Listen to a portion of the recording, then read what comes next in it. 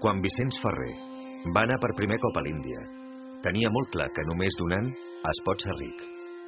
Per això, quan el 1952, en la seva primera missió a Mumbai com a jesuïta, va constatar la situació precària dels camperols sotmesos als usurers, va decidir donar-los eines d'autosuficiència i es va posar a treballar per organitzar-los en cooperatives.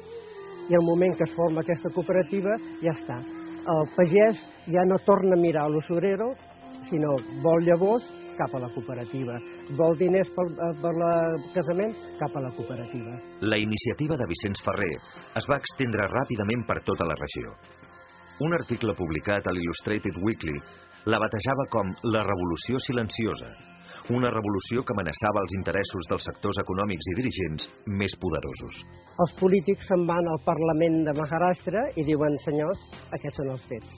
Aquest home té a les seves mans milers de pagesos que l'adoren i això està tot preparat per convertir-se al cristianisme. El 27 d'abril de 1968, el govern li concedia 30 dies per abandonar l'Índia.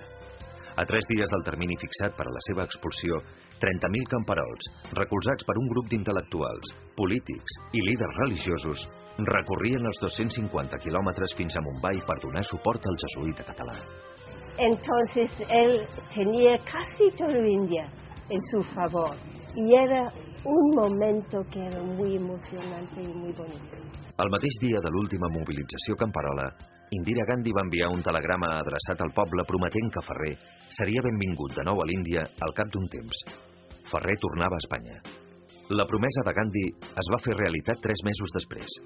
Vicenç Ferrer rebia el seu visat i tornaria a l'Índia per instal·lar-se a Anantapur, regió on ha treballat els últims 37 anys. Es el momento de conquistar el mundo y conquistar la pobreza, ¿no? Y es muy impresionante y queremos ir adelante y nada es difícil y podemos hacer todo lo que queremos hacer. Es eso.